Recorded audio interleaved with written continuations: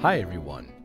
On November 19th, the Holy Orthodox Church celebrates the memory of the great Saint Varlaam of the Kievan caves. Now, Saint Varlaam was present during the very beginnings of the Kievan caves with Saint Anthony, the founder of Russian monasticism, as he is often called, and Saint Theodosius, who is also could be considered his co-equal in this effort.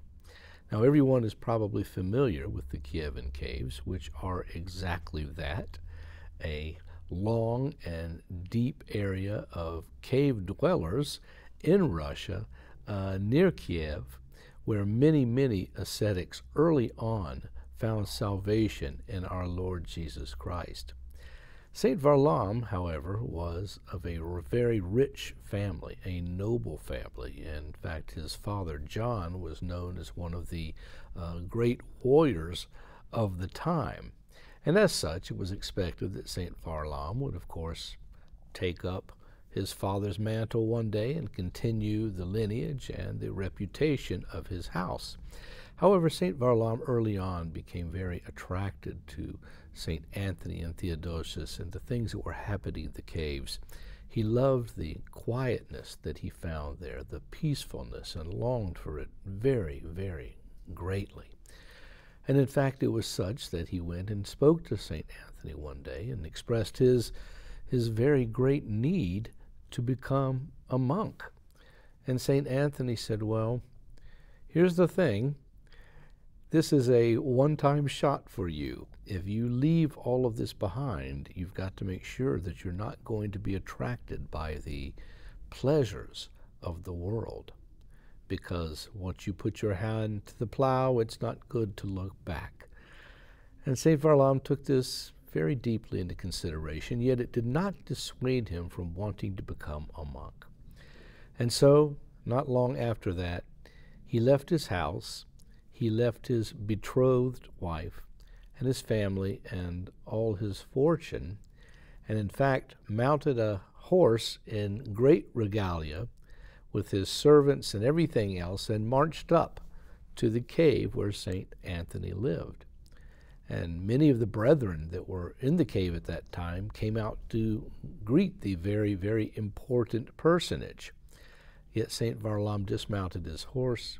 He bowed down before the holy Saint Anthony, and here he said, I have given up the things of the world and all of its temptations. I lay before you all my regalia. He took out all of his aristocratic robes, his horse, everything, and threw them at the feet of the saint, and said, I wish to become a monk. And Saint Anthony, in his wisdom, replied, well, just remember this, that if by some chance your family comes to forcibly take you back, we have no means to defend you at all. And so you've got to keep this in mind.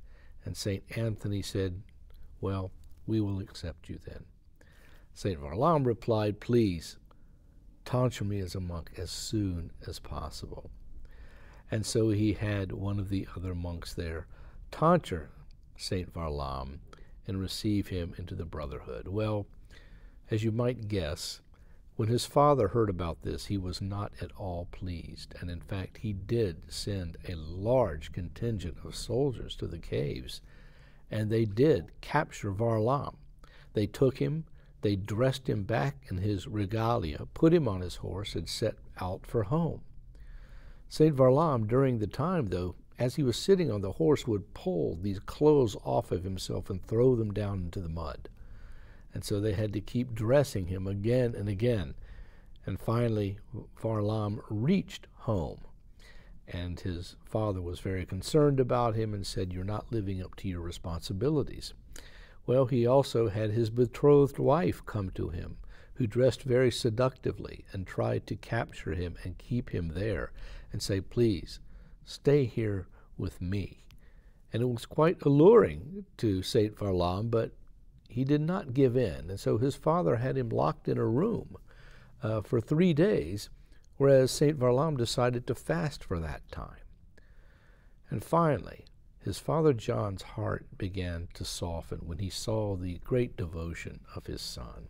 He was also fearful that the young man might injure himself from this severe fasting of not eating or drinking anything. And so he went to Varlaam, and he bowed before him and said, "Forgive me," in the most generous tones that a father could. And he relinquished his hold on his son. And his betrothed wife was in tears, even his servants were in tears, as Varlaam left and headed back to St. Anthony's cave. But Varlaam himself was exceedingly light and joyous and just could not wait. And in fact, when he got back there and became part of the brotherhood, he advanced in virtue so quickly that the others were all astonished. His love for Christ was evident in every move that he made, everything that he did, so that St. Anthony, finally wanting to give up the burden of the overseeing of so many monks in the caves, recommended that Varlaam replace him and become the abbot. All the brotherhood agreed and elected Varlaam as the abbot, where St. Anthony then went a distance away and dug another cave where he would live the remainder of his days. Under St. Varlaam, the caves blossomed. Many good things happened, so fast, really, that St. Varlaam realized that they didn't have enough room for all the monks that were coming there. So he built a great church in honor of the Dormition of the Mother of God, a giant cathedral, which opened things up a lot, and finally the caves became visible to everyone else around. At that time, the great Prince Dmitri, as he was known in baptism, came and decided that it would be good if St. Varlaam would also help him in the erection of yet another cathedral, which was in honor of St. Demetrius of Thessalonica, who was Dimitri's patron.